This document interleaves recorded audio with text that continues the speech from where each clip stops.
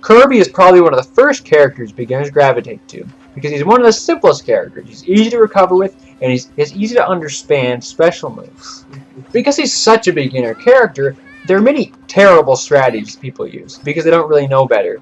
Today I'll outline the most common bad strategies people use, and explain a better way to play as our dear boy, Kirby.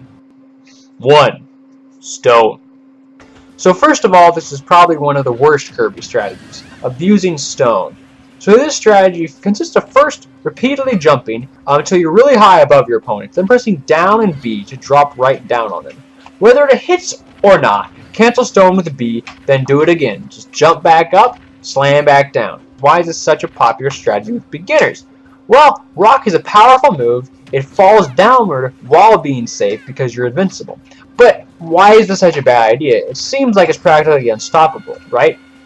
Okay, maybe this is going to be fine in a free-for-all against your friends at a party with items on.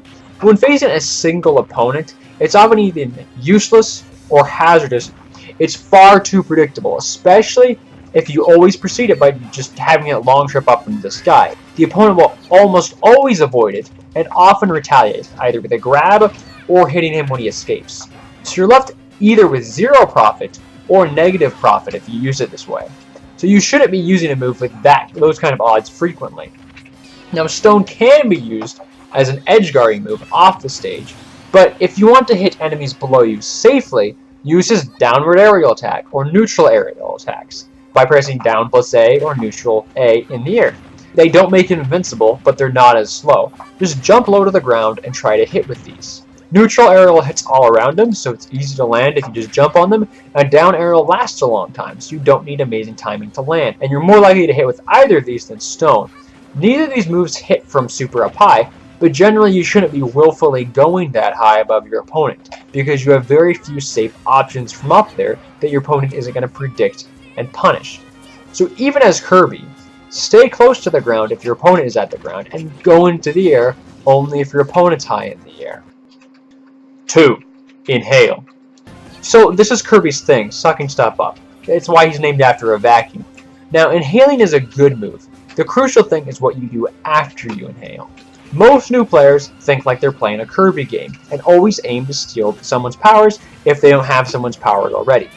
So what's the problem with this strategy? You may think it's the whole reason for playing Kirby is just to steal someone's powers. First of all, any move you get isn't necessarily made to be useful to Kirby.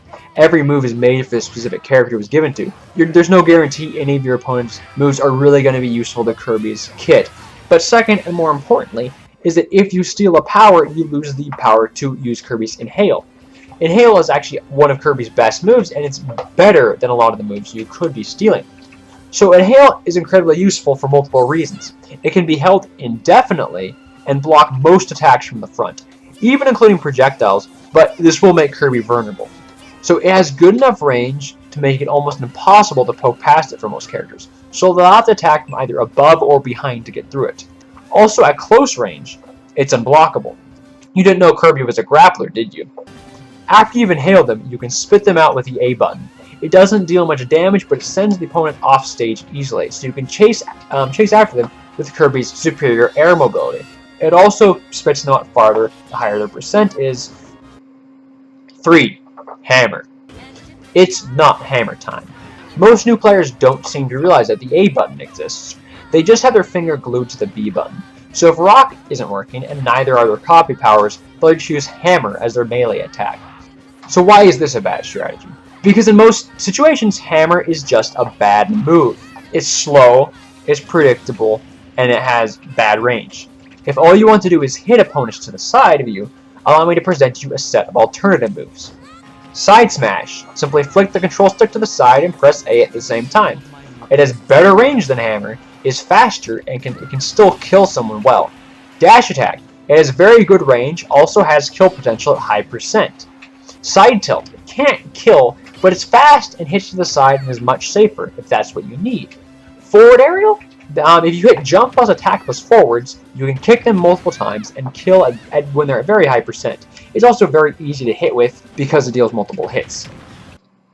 In conclusion, in general, noobs don't use Kirby's normals. Those are attacks that aren't special moves, and air attacks enough. But actually, you could play Kirby relatively well, just relying on jumping and pressing the A button, because most of these are easy attacks to hit with. In Smash Ultimate in general, it's better to play fast and loose than slow and predictable. So I hope you remember that and take it to heart. Have fun playing with the good old boy, Kirby. Have a nice day.